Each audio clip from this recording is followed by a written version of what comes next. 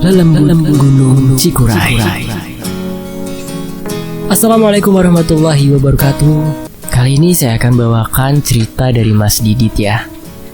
Cerita tentang sebuah pendakian. Cerita ini adalah pure cerita yang Mas Didit tulis dan Mas Didit kembangin, yang Mas Didit dapat dari salah seorang narasumber di Facebook beberapa bulan lalu. Ini dia Lelembut Gunung Cikuray. Tapi sebelum kita masuk ke ceritanya, kita harus berdoa dulu ya.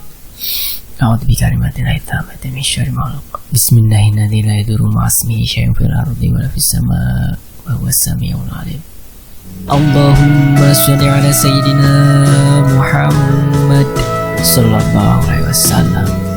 Ini dia selengkapnya.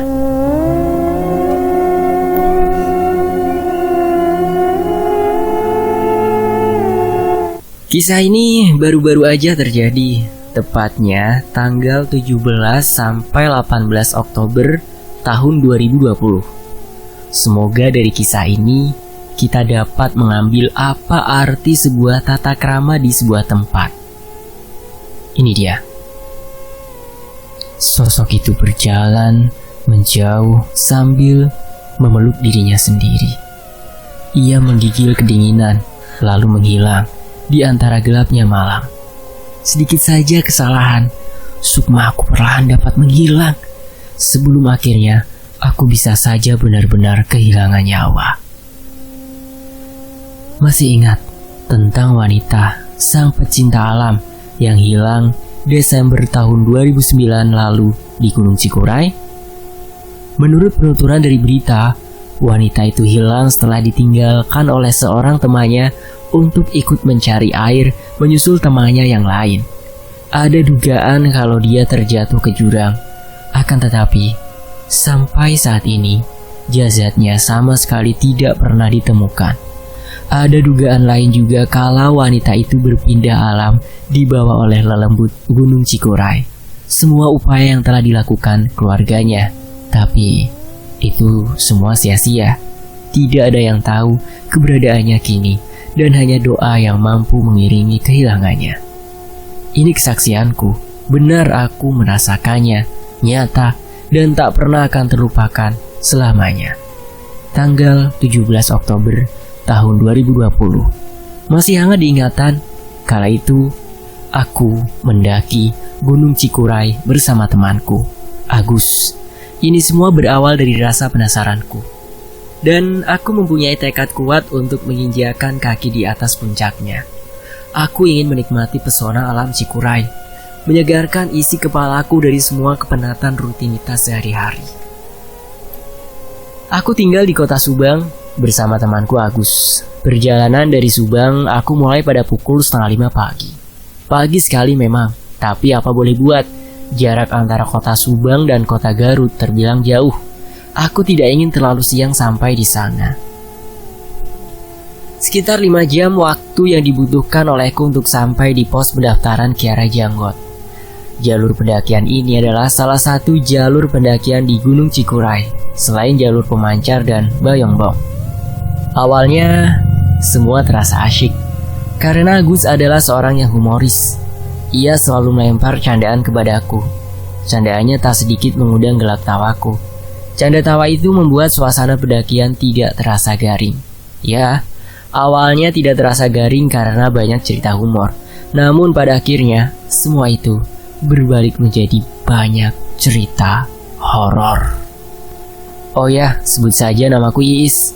Setibanya di pos pendaftaran Kiara Janggot, aku dan Agus mengurus administrasi pendakian. Kami memulai langkah sekitar pukul 10.20. Langkah mulai bergerak. Melangkah beriringan menumbuh asa yang terselip di antara cucuran keringat dan beratnya masa karir di punggung. Tujuan pendakian ini hanya satu, menikmati pesona sang pencipta dari balik ciptaannya yang bernama gunung.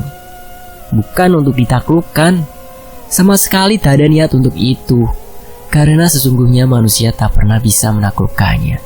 Akan tetapi, untuk bersahabat dengannya, yang akhir-akhir ini menjadi tempat favorit untuk dijadikan destinasi berlibur. Di gunung kan banyak mistisnya, Kayak gimana ya ketemu hantu di gunung? Celetuk Agus. Suaranya diikuti desir angin lembut yang menghujam keningku. Gus, kebiasaan lo ya, jaga omongan lo Gus. Gunung ini gak main-main, ujarku mengingatkan. Ini yang kukhawatirkan sebelumnya. Selain humoris, Agus juga dikenal dengan mulutnya yang suka asal ceplos. Dia sering tidak tahu kondisi di mana dia berada. Celetukan itu selalu muncul, bahkan di saat mendaki gunung sekalipun. Jarak pos pendaftaran menuju pos 1 berjarak lumayan jauh. Terlebih dahulu, kami harus melewati perkebunan warga yang terdapat di kaki gunung. Aku meminta Agus untuk berjalan di depan. Dalam pendakian itu, Agus mengaku tidak pernah berjalan kaki ke gunung sejauh dan setinggi Gunung Cikuray. Ngomong-ngomong, gue sebenarnya belum pernah jalan kaki sejauh ini loh, Is, ucap Agus. Ya bagus, ini bisa jadi pengalaman lo juga kan? Lagian lo laki, harusnya lo kuat dong. Jangan kalah sama gue yang cewek, timbalku menanggapinya. Ya haruslah, secara cowok itu lebih strong. Hahaha. Tawa kecil Agus mengiringi perkataannya. Bentar. Langkahku seketika terhenti. Aku merasa beban karirku timpang, berat sebelah. Agus tidak menggubrisku. Ia tetap melangkah maju semakin menjauh, hingga jarak antara kami sekitar 4 meteran. Sementara aku memperbaiki packingan carrier, sesekali sudut mataku menangkap Agus sedang fokus memotret suasana sekitar dengan kameranya. Memperbaiki si carrier membuat tenaga pikiranku terkuras. Aku harus menyeimbangkan penempatan antara barang satu dengan barang lainnya. Hampir terlupa dengan Agus. Aku memeriksa keberadaannya di depanku. Aku tak ingin ia berjalan terlalu jauh. Lah, mana dia? Tanyaku pada diri sendiri. Aku tak melihat Agus. Padahal cuaca sangat normal, tak ada kabut sama sekali. Harusnya dengan jarak 4 meter atau lebih, pandanganku tetap dapat melihatnya. Gus, Agus, kemana lo Gus? Aku berteriak sekencang-kencangnya. Gus, jangan bercanda deh. Teriakanku sedikit memelas. Semakin lama aku berteriak, tenggorokanku semakin sakit. Agus tetap tak menjawab. Bukan hanya Agus yang tak terlihat. Di sana, aku merasa sendirian. Jantungku mulai terpacu lebih kencang. Dadaku kembang-kembis tak beraturan. Dalam kepanikan, aku hanya bisa terduduk dan berdoa supaya kami segera dipertemukan. Aku tertunduk lesu. Leherku seakan tak berbatang. Tak lama, hanya berselang beberapa puluh menit, bau ilalang menyentuh masuk ke dalam hidung. Telingaku menangkap suara kerasak kerusuk darinya. Kutengadahkan kepalaku, langsung melihat ke sumber suara. Di antara ilalang, aku melihat Agus sedang asyik memfokuskan pandangan ke layar ponselnya. Tangannya masih erat dengan genggamannya. Ia masih asyik memotret keadaan sekitar. Jaraknya tak jauh, hanya beberapa meter. Dari mana aja lo? Dari tadi gue panggilin gak nyaut-nyaut. Sampai sakit tenggorokannya, tahu nggak? Bercanda mulu hidup lo. Aku menegurnya. Aku kesal. Sempat-sempatnya ia bercanda di tempat seperti ini. Siapa yang bercanda? Orang dari tadi gue di sini nggak kemana-mana. Begitu Agus menjawabku. Nada bicaranya agak tinggi. Terus gue nggak denger tuh ada suara manggil gue. Dari tadi selau-selau aja perasaan. Lanjutnya. Jawabannya membuat prasangkaku menerka ke setiap arah. Enggak mungkin Agus gak denger. Teriakan tadi itu kenceng banget, gumamku. Asli, lo gak denger Gus. Ngapain gue bohong? Ucapnya tanpa memandangku. Udah, kita lanjut yuk. Ajak Agus melanjutkan perjalanan. Singkat cerita, pos 1 dan pos 2 berhasil kami lalui tanpa adanya halangan berarti. Lanjut di perjalanan dari pos 2 ke pos 3. Aku mengikuti Agus yang menghentikan langkahnya. Ia beralasan ingin memotret suasana di sana. Di tempatku menunggu Agus, hidungku mencium sesuatu yang tak wajar. Di seluruh area tempat aku memijakan kaki, tercium wangi semerbak dan menyeruak. Wangi itu kuat sekali. Padahal di sekitarku tak ada satupun bunga yang tumbuh. Hanya rimbun pepohonan. Kalaupun ada bunga, pasti wanginya tak akan sekuat ini. Rasanya seperti ada seseorang yang baru saja mengoleskan parfum bunga di bagian kulit atas bibirku. Anehnya, meski tak wajar, aku dibuat sangat nyaman olehnya. Kenyamanan yang tak pernah kurasakan sebelumnya. Sempat ku cari sumber wanginya, tapi hasilnya nihil. Aku tetap tak mendapatkan wangi yang sama dari benda-benda sekitar seperti wangi tadi. Seketika, aku teringat dengan sebuah mitos. Jika kita tiba-tiba mencium wangi menyeruak, sementara kita tak menemukan sumbernya, itu adalah pertanda kedatangan mereka, atau lebih tepatnya, penyambutan. Bulu kuduku mulai berdiri, seakan ingin keluar dari sela-sela kain kerudung yang kupakai. Aku tak tahu apa yang akan terjadi selanjutnya. Semoga ini bukan pertanda buruk bagi kami. Is, fotoin Is, pinta Agus. Ayo lanjut dulu, kita ngejauh dulu dari sini. Aku menolak permintaannya. Ada yang tidak beres dengan tempat ini. Aku beranjak, melanjutkan perjalanan menjauhi Agus. Kenapa sih lo? Agus sepertinya keheranan. Tanya itu tak aku jawab. Aku tetap melangkahkan kaki. Sesampainya di pos 3, kami rehat sejenak. Aku sendiri bersandar di bawah sebuah pohon. Carrier tak aku lepas. Ia tetap setia dalam gendonganku. Aku sedikit kelelahan. Napas pun tak beraturan. Setelah beberapa lama aku mengatur nafas dalam keadaan mata terpejam, kubuka kembali mataku secara perlahan. Pandanganku masih buram, belum sepenuhnya terlihat jelas.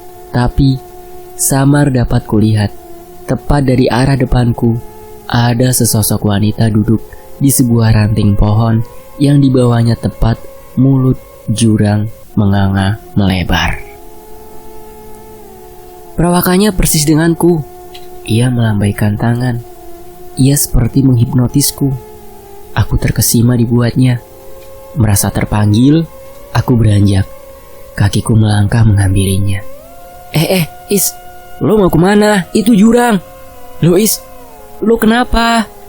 Teriakan Agus membangunkan rasa terkesimaku. Tubuhku digoyahkan olehnya. Ia menghadang tepat di depanku. Gak apa-apa Gus, itu tadi. Aku menunjuk ranting yang semula diduduki sosok wanita yang melambaikan tangannya. Tapi, Lo gak ada? Wanita itu menghilang. Dahiku mengkerut.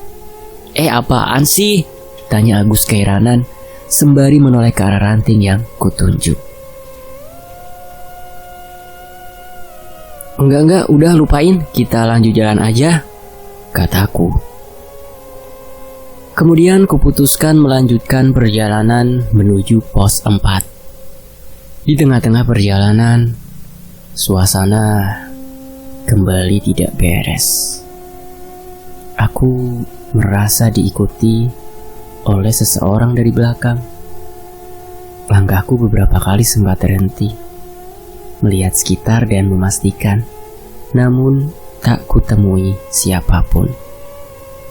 Di jalur pendakian itu, hanya ada aku dan Agus. Sempat terlintas juga dalam pikiranku bahwa lelembut-lelembut itu mengincarku. Gesekan antara energiku dengan energi mereka berpengaruh besar. Aku menjadi cepat lelah. Aku ingin beristirahat dulu di pos 4. Tenagaku terkuras. Sampailah kami di pos 4. Agus menyetujui usulanku untuk sejenak beristirahat di sana. Sebentar, hanya beberapa menit. Setelah itu, kami melanjutkan kembali perjalanan. Agus kembali berulah. Dia berceletuk. Is, ini hutan makin serem aja ya. Kayaknya banyak setannya nih. Terus itu tuh di sana. Bayangin, kalau kita jatuh gimana? Jalurnya persis kayak jurang. Gus, mulut lo itu dijaga dong. Kita ini lagi di atas gunung, di tengah hutan. Jangan ngomong yang aneh-aneh, bisa gak sih? Ucapku dengan kesal. Kebiasaan asal bunyinya itu harus kuredam di sini. Iya ya, maaf. Begitu kata Agus. Nada bicaranya ketus. Dampak dari kemarahanku berimbas pada sikap Agus. Dia menjauhiku sampai-sampai langkah kami berjarak hingga mencapai 20-30 meter. Kabut sudah turun.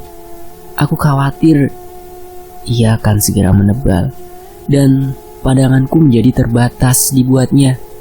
Maka dari itu, aku meneriaki Agus untuk segera mendekat. Tanpa sahutan, Agus pun mendekat. Di perjalanan dari pos 4 hingga pos 5, kami berdua selalu berpapasan dengan pendaki lain. Aku sendiri merasa senang bisa bertegur sapa dengan mereka. Darahku yang semula bergejolak karena dibakar api kecemasan, kini mulai mereda. Hingga 2 pendaki yang tak kukenal dapat menyusul kami. Langkah kami memang sengaja dibuat perlahan, sehingga sangat memungkinkan jika ada pendaki yang berhasil menyusul. Ah, mau ngambil trek malam apa gimana? Tanyaku pada salah satu pendaki. Sebut saja namanya Tejo. Gak tahu teh, kayaknya mau ngecamp di pos 5, ucapnya sedikit terengah. Dari pertemuan itu, anggota pendakianku bertambah 1 orang. Kami mendaki bersama menuju pos 5. Aku sendiri memutuskan mengikuti pendapatnya, membuat tenda di pos 5, karena hari sudah mulai senja. Melihat kondisi pos 5, kami sempat dibuat kebingungan. Suasana pos 5 sudah penuh terisi oleh tenda-tenda pendaki lain. Tejo bertanya kepadaku, "Gimana teh?" Aku pun menjelaskan ke Tejo, "Kalau nggak hujan, kayaknya saya sama teman saya ambil trek malam. Tapi kalau hujan, ya kita nyari lahan buat diriin tenda, A," jelasku. Melihat kemungkinan kecil berkemah di pos 5, kami memutuskan untuk melanjutkan perjalanan, sembari mencari lahan untuk mendirikan tenda. Salah satu lainnya menjadi seorang leader, sebut saja namanya Nanang, sedangkan Tejo menjadi seorang sweeper. Sementara aku dan Agus berada di antara mereka. Kami beruntung, ada Nanang yang berada bersama kami. Menurut pengakuannya, ia sudah pernah ke Cikuray, sehingga ia lebih mengetahui trek yang harus diambil. Tak terasa, jauh kami berjalan, sampailah kami di pos 6. Langit nampaknya sudah tak bersahabat. Ia menumpahkan rintikan air hujan. Mataku menangkap sebuah bangunan. Itu warung. Bagus juga.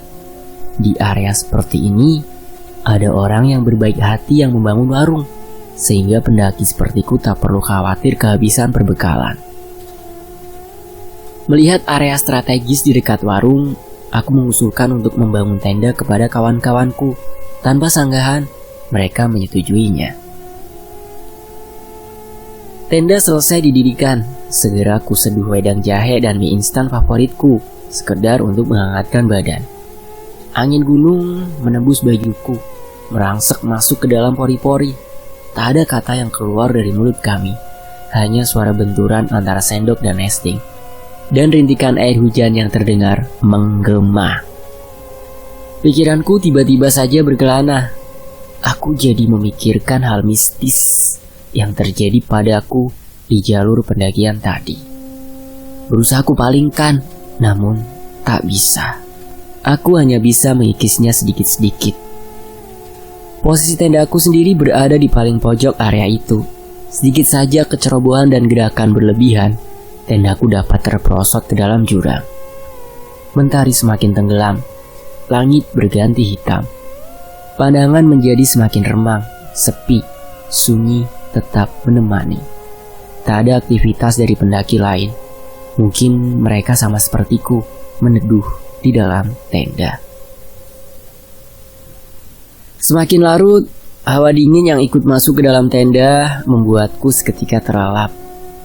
Di dalam lelap tidurku, aku bermimpi dihampiri sosok wanita yang tak asing. Berusaha ku ingat, ternyata itu adalah wanita yang tadi siang kulihat duduk di sebuah ranting ketika aku dan Agus beristirahat di pos 3. Wanita itu mengenakan baju berwarna putih, sedikit kusam. Wajahnya tak bisa kulihat karena terhalang oleh rambutnya yang panjang terurai menjuntai ke bawah. Sosok wanita itu dalam keadaan basah kuyup. Wanita itu menggigil. Ia berkata, "Teh, minjem selimut teh, saya kedinginan." Aku sendiri bingung. Aku hanya membawa satu sarung saja. Kalau aku memberikan sarungku kepadanya, bagaimana dengan nasibku? Dengan berat hati aku menjawab, "Teh, saya cuma bawa satu sarung, jaket juga satu. Itu juga udah kebasahan. Soalnya air hujan dari luar masuk ke dalam tenda." Sosok wanita itu tak mengeluarkan sepatah dua patah kata. Ia hanya menggigil, lalu membalikkan badannya, meninggalkanku begitu saja. Jujur, aku sebenarnya sangat kasihan. Tapi, mau bagaimana lagi? Meski aku berkorban memberikan sarung dan jaketku yang basah, ia tetap akan kedinginan. Beberapa saat kemudian, aku terbangun. Kulihat jam tangan. Jarum pendeknya sudah bergeser sedikit ke arah angka 1, dan jarum panjangnya di angka 8, 12.40. Aku terbangun di tengah malam. Aku melihat sekitar. Ada yang aneh. Sarung yang semula aku kenakan untuk tidur, kini sudah berada di dekat pintu tenda. Sarung itu menjauh dariku. Padahal, aku berada di bagian tenda paling jauh dengan mulut tenda. Tak cukup di situ. Pendengaranku menangkap sesuatu. Aku mendengar suara langkah diseret menjauh dari tenda. Dalam takutku, aku malah menjadi penasaran. Aku pun sedikit melompati Agus untuk bisa mencapai mulut tenda. Dari celahnya, aku mengintip. Aku ingin memastikan siapa yang berjalan begitu pelan menjauh dari tendaku. Dari celah itu, aku melihat sosok yang sama dengan apa yang kulihat di dalam mimpi. Sosok wanita berbaju putih, sedikit kusam, dengan rambut panjang menjuntai. Sosok itu berjalan menjauh sembari memeluk dirinya sendiri. Ia menggigil, lalu tiba-tiba menghilang di telan gelapnya malam. Teriakanku harus kutahan dengan tanganku sendiri. Aku tidak ingin sosok itu berbalik dan melihatku. Aku takut jika ia berbalik, ia akan menghampiriku lagi dan membawaku ke alamnya. Aku tidak mau ceroboh. Sedikit saja kesalahan, sukmaku perlahan dapat menghilang. Sebelum akhirnya aku bisa saja benar-benar kehilangan nyawa. Kejadian itu harus membuatku terjaga hingga menjelang pukul 5.30 pagi. Sementara hujan masih mengguyur tanah Cikuray. Sekiranya pukul 8, aku membangunkan teman-temanku untuk bersiap naik ke puncak. Perlengkapan lain seperti tenda dan perbekalan kami bereskan, lalu kami simpan di tempat aman. Kami takut ada babi hutan yang merusak semuanya. Tanpa carrier, kami berjalan menuju pos 7 dan pos 8. Perjalanan penuh dengan perjuangan. Trek licin dan udara yang pengap karena oksigen bercampur dengan air. Hingga akhirnya, pukul 10:30 siang, kaki lelahku dapat berpijak di titik tertinggi Gunung Cikuray. Semua lelah terbayarkan. Semua harapan terkabulkan. Kejadian-kejadian di luar nalar yang kualami sebelumnya sejenak terlupakan oleh indahnya pesona puncak Cikuray. Pukul 12 lewat, kami memutuskan untuk turun. Sampai tenda pukul 2 siang. Perjalanan turun dari puncak cukup lama Karena selain jalan yang licin, Agus juga sering berhenti untuk mengabadikan momen. Aku sendiri melepaskan sepatu, itu bukan tanpa alasan. Sepatuku selalu tersangkut hingga terlepas, hingga langkahku tersendat-sendat. Pendaki lain yang melihat itu sempat memperingatkan, tapi aku abaikan, karena ini adalah keputusan terbaik menurutku. Itu akan memangkas waktuku untuk cepat sampai ke kaki gunung. Di jalur antara pos 5 dan 4, aku dan Agus sempat beristirahat sejenak. Oh ya, di sini kami sudah terpisah dari Tejo dan Nanang. Kami kembali berdua. Di jalur pendakian, aku melihat dua pendaki yang sedang turun. Setelah saling menyapa, mereka mengaku berasal dari Bekasi. Tak jauh dari kedua pendaki asal Bekasi itu, aku melihat seorang pendaki lain. Ia memakai jaket kuning, topi dan sarung tangan. Perawakannya tinggi, wajahnya tampan menurutku. Namun ada yang aneh. Pendaki berjaket kuning itu berkulit pucat. Semula aku menyangka kalau pendaki berjaket kuning itu adalah teman dari dua pendaki asal Bekasi, sehingga aku tidak merasakan merinding sama sekali. Bahkan aku sempat menawarkan ia minum, namun ia menolaknya. Di perjalanan antara pos 4 dan pos 3, musibah menghampiriku. Kakiku seperti ada yang memegang, lalu mendorongnya hingga aku terjatuh. Bukan hanya lecet biasa, kakiku terkilir. Aku berteriak kesakitan, lalu meminta Agus untuk membantu.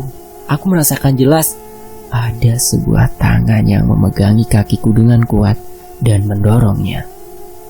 Alhamdulillah, proses pertolonganku berjalan lancar, walaupun langkahku jadi sedikit terpincang. Singkatnya, tibalah kami di pos 3. Ada yang mengalihkan fokusku setibanya di sana. Aku kembali melihat pendaki berjaket kuning sedang duduk bersandar di bawah pohon. Kami melewatinya. Punten A, saya duluan, ucapku permisi. Pendaki berjaket kuning itu hanya menjawabku dengan senyuman. Tak ada hal aneh yang kuterima dari pos 3 hingga pos 1. Semua aman-aman saja, meski langkahku masih terpincang. Di pos 1, aku beristirahat sekaligus menyantap makanan favoritku, cuangki. Aku lahap memakannya untuk menghilangkan rasa lapar. Sedang lahap-lahapnya, dari kejauhan aku kembali melihat pendaki berjaket kuning. Ia memperhatikanku. Kami saling bertatapan. Dan ketika pendaki itu melewatiku, aku sempat menawarkan makanan kepadanya. Namun lagi-lagi ia menolak. Aku yang terkesima tidak bisa berbuat apa-apa. Hanya bisa membiarkannya lewat di depanku. Tak berselang lama setelah cuanki habis, aku dan Agus melanjutkan perjalanan menuju pos pendaftaran. Dalam benakku, aku berharap bisa menyusul pendaki berjaket kuning tadi. Kuperkirakan sebelumnya, jaraknya tidak akan terlalu jauh. Tapi semakin berjalan jauh, aku tidak melihatnya. Masa iya sih? Udah hilang lagi? Cepat banget jalannya. Benakku terpatik dalam kebingungan. Sampailah kami di area yang semula menjadi tempat hilangnya Agus kemarin. Di tempat itu, aku bertemu dengan beberapa petugas dan satu orang relawan yang sedang turun. Mereka menyusul kami. Para petugas yang menyusul memilih mendahului kami, tidak dengan satu orang relawan yang datangnya bersamaan. Ia memilih berjalan beriringan dengan kami. Aku menyapa relawan itu dan tanpa sungkan menceritakan semua kejadian mistis yang aku alami selama berada di jalur pendakian. Mendengar ceritaku, relawan itu sedikit menjelaskan sesuatu. Neng, mungkin cewek yang kamu maksud itu cewek yang hilang beberapa tahun yang lalu. Lalu, relawan itu menjelaskan kronologi kejadiannya. Karena Neng pendatang baru, jadi ada perkenalan sedikit lah. Terus soal wewangian, sebenarnya di pos itu udah banyak yang ngalamin hal serupa. Masih syukur kamu bisa turun dengan selamat. Lanjutnya, dengan selamat? Beruntung? Si cewek itu emang gak disempurnain arwahnya, Pak? Tanyaku. Aku masih dihinggapi rasa penasaran. Mau disempurnain gimana? Orang dia udah ngikut sama penghuni sana. Sampai sekarang juga jasadnya belum ketemu. Jelas relawan. Mendengar penjelasannya membuat bulu kuduku merinding hebat. Tapi setidaknya itu membuat 1000 pertanyaan dalam benakku sedikit terjawab. Tak terasa, sehabis maghrib sampailah kami di pos pendaftaran. Kami langsung laporan ke petugas, lalu menerima sertifikat pendaki. Dan sebenarnya aku masih penasaran dengan pendaki berjaket kuning yang kulihat di jalur pendakian tadi. Sosoknya masih terngiang dalam ingatan. Kebetulan, aku tak sengaja bertemu dengan pendaki asal Bekasi yang di jalur pendakian. Mereka berjalan di depan pendaki berjaket kuning. Aku bertemu dengan mereka ketika kami mengantri di sebuah kamar mandi. Maaf, tadi mendaki bukannya bertiga ya, yang satunya kemana? Tanyaku. Mereka saling pandang satu sama lain. Dahi keduanya terlihat mengerenyit. Salah satu dari mereka berkata, "Enggak kok, kita dari kemarin mendaki cuma berdua saja." Aku masih dilanda kebingungan. Secara tak sengaja, seorang petugas menghampiriku. Tak pikir panjang aku bertanya, "Pak, maaf, tadi ada pendaki yang turun pakai jaket kuning, yang ciri-cirinya pakai jaket kuning, topi sama sarung tangan. Itu kira-kira dia solo hiking atau ada rombongannya, Pak?" Petugas itu menjawab. Jawabannya membuat semua hormon ketakutanku bangkit. Ia berkata, "Neng, saya tugas jaga di sini dari siang sampai sekarang. Sama sekali nggak ngelihat orang yang ciri-cirinya Neng sebutin tadi. Terus dari kemarin juga emang nggak ada yang solo hiking, Neng," imbuhnya. Bibirku tidak bisa berkata apa. Ia membisu. Ingatanku masih jelas menangkap raut wajah dan senyumnya. Apa itu hantu pendaki? Pikirku. Setelah menyelesaikan semua urusanku, aku dan Agus memutuskan untuk mengemas kembali barang bawaan untuk kemudian pulang ke Subang. Di perjalanan, ternyata kejadian mistis masih setia mengikuti. Dari mulai karir yang terasa berat dan ringan seketika, padahal isinya tetap sama, sampai teror kuntilanak yang melempar batu di toilet sebuah musola yang menjadi transit kami sebelum melanjutkan perjalanan. Bukan hanya sampai di situ, sampai rumah pun hal mistis masih belum pergi juga. Kejadian ini sangat-sangat tak masuk akal. Kejadiannya yaitu ketika aku terbangun dari tidurku, aku menemukan kakiku sangat kotor dibaluri tanah gunung. Padahal aku yakin betul kalau sebelum tidur aku sudah mencuci kaki dengan sangat bersih. Tapi apa yang kulihat sangat tak masuk akal. Aku merenung dan tersadar. Apa yang telah terjadi kepadaku mungkin adalah ulah temanku yang tidak menjaga perkataannya ketika berada di gunung. Lebih ke arah sompral menurutku, sangat sompral. Alhasil, aku terkena imbasnya. Tapi di balik itu semua, aku masih bersyukur bisa selamat hingga kini. Dan dari kisah ini aku belajar sebuah kesopanan ketika berada di sebuah tempat, dimanapun, tak terkecuali di gunung. Selesai. Terima kasih buat Mas Didit yang udah nulisin kisah hebat ini. Dan terima kasih buat teman-teman yang udah mau komen dan tentunya nyimak di channel Fakta Sejarah ya. Dan saya pamit undur diri. Wassalamualaikum warahmatullahi wabarakatuh. Sampai jumpa di kisah lainnya.